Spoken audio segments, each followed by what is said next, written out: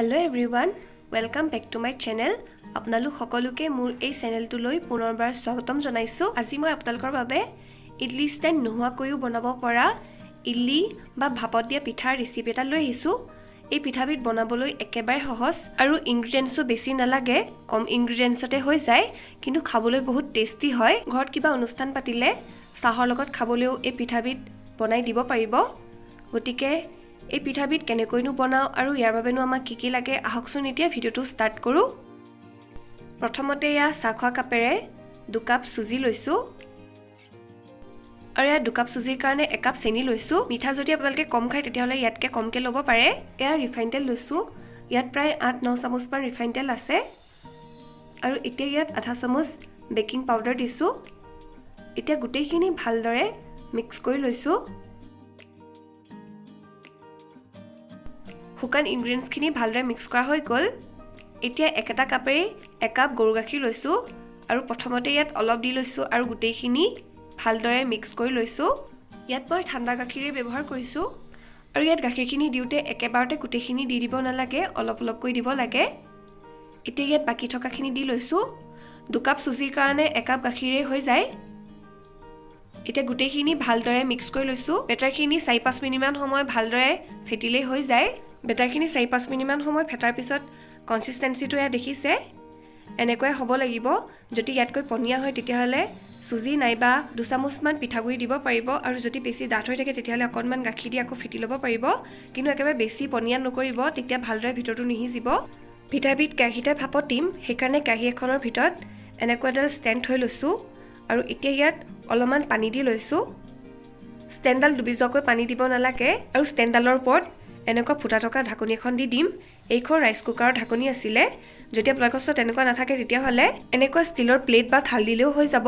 পিঠা ভাপতিবৰ কাৰণে এনেকুৱা সৰু সৰু ষ্টিলৰ বাটি লৈছো আৰু এই বাটিকেইটাত এতিয়া ৰিফাইন তেল সানি লম।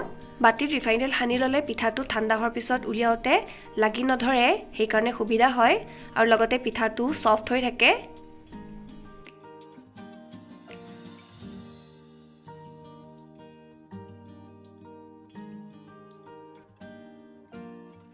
বাটিকেইটাত ভালদৰে ৰিফাইন তেল লগোৱা হৈ গ'ল। এতিয়া বেটাৰখিনি ইয়াত দি ল'ম, কিন্তু দিয়াৰ আগত আকৌ এবাৰ মিক্স কৰি লৈছো। এতিয়া গোটেইকেইটা বাটিতে অলপ অলপ বেটাৰ দি ল'ম।